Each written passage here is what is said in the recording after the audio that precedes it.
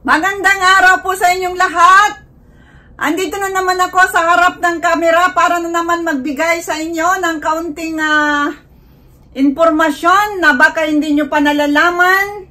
At doon sa mga subscribers and listeners ko sa buong mundo, ako po'y taos-pusong nagpapasalamat sa inyong lahat sa walang sawang pagtangkilik sa aking maliit na channel.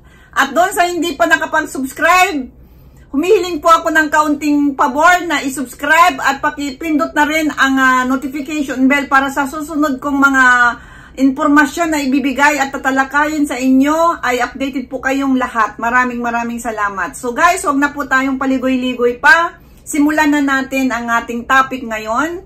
Ang topic natin ay ang tungkol naman sa mga babae, no? Na kaming mga babae ay mga nagsasarili din. So, hindi lang po ang mga lalaki ang nagsasarili, kundi kami rin ding mga babae ay nagsusolo play po rin kami, no? Pero sinasabi ko na guys, ito ay for educational purposes only at wala po tayong mga kung ano-anong mga tawag dito, yung mga advice na ibibigay ko ay hindi po ako mag-advise o mga magre-reseta o mga mag-ano dyan, no? Dahil ano lang po ito, for entertainment po. So, guys, simulan natin, no? So, paano nga ba kami? Paano nga ba ang isang babae na magsarili o magsusolo play? So, yan po ang tatalakayin ko sa inyo kung anong parte ng katawan ng babae ang aming mga kinakalikot kapag kami ay nagsasarili, no? So, yan po. So, ang mga type na ginagawa ng babae kapag nagsasarili ay yung number 1 is yung tinatawag na clitoris, no? Yung mani. Karamihan sa babae, ginagamit ang kanilang kamay o daliri upang laruin at ang kanilang clitoris o mani. So, yan po yung isang bagay na kinakalikot namin. Kasama na siguro ako doon, no?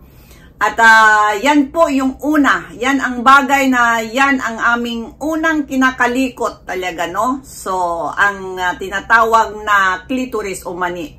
At ang number 2 naman, yung vaginal penetration. Ano ba ito? Gumagamit din ang mga ibang babae ng daliri o mga toys o laruan para i-penetrate ang kanilang ari during solo play, no? So, ang ibig sabihin, gumagamit din ang ibang babae, lalo na dito sa Japan, mga Haponesa, nako, meron yan silang mga tigisang mga vibrator. Alam nyo ba yung vibrator? Ay nako, pag maunlad na mga bansa, hindi na yan sila karamihan at sila naman kasi hindi din sila Kristiyano.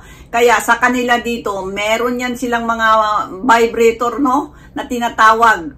So, yan po ang ibig kong sabihin. Merong mga babae na gumagamit ng mga toys, mga kung ano-anong mga laruan na yan. O kasama na nga doon yung yung vibrator na sinasabi ko. At yun ay ginagamit nila para i-penetrate ang kanilang doon sa loob. So, during solo play, kung nagsasarili ang isang babae. At ang number 3 naman na kinakalikot ng babae, no? Kung paano kaming yung nipples namin, no? Nilalaro din ng babae ang kanyang dalawang nipples habang nagsusolo play.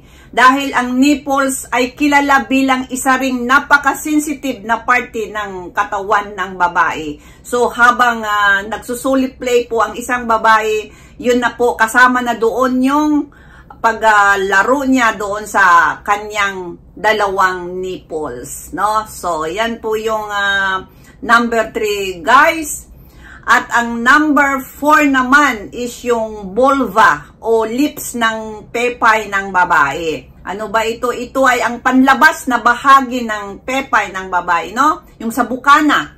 Kabilang dito yung clitoris, labia, lips, urethra at ang pasukan ng ari ng lalaki. So, andun, yun ang tinatawag na vulva o lips ng ari ng isang babae. Yun po ay isa rin po yang nilalaro o ano bang ginagawa dyan. Basta ito yung mga bagay o bahagi na inaano ng isang babae, no?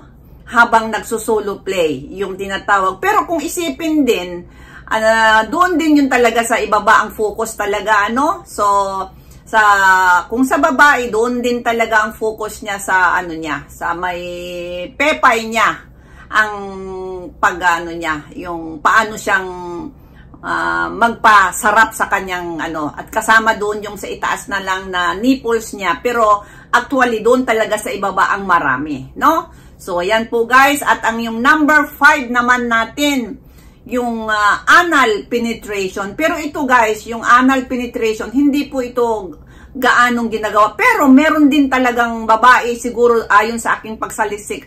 Hindi naman lahat ito ay aking mga karanasan, kundi yung iba dito ay sinaliksik ko yan guys sa mga ano ko, mga libro, mga encyclopedia ko, no, na kung ang babae paano nga sila. Pero itong binigay ko sa inyo, yun lang po yung pinakagawain ng babae, pero marami pa rin kung paano ang ginagawa ng isang babae ng magsarili. Ito lang po yung pinili ko, itong 5 ito, no? So, yun ang tinatawag na anal penetration. May babae rin na gumagamit ng mga toys, laruan para sa, ano niya, doon sa, tawag dito, sa puwet niya.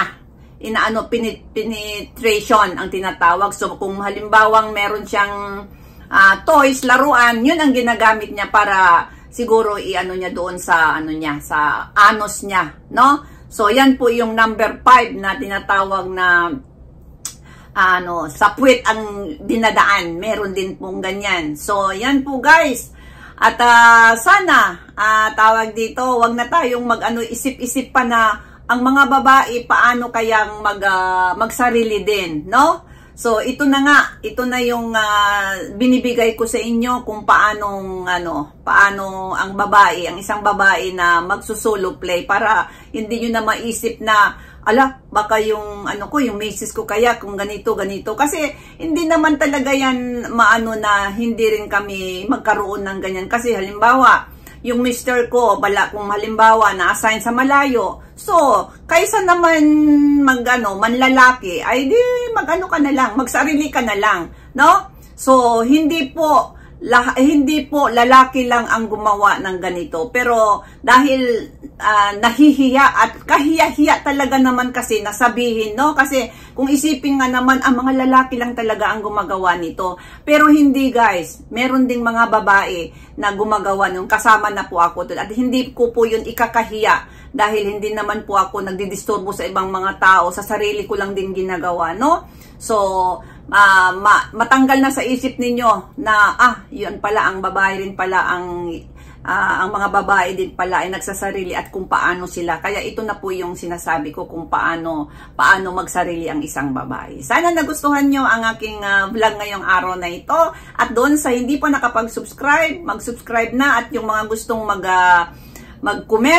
mag-comment na po kayo at sasagutin ko po yan. Kahit anong comment ninyo. Tungkol ba sa Japan ang gusto nyo? Magtanong kayo dito sa tungkol sa Japan, mga trabaho, sulat lang po dyan, no?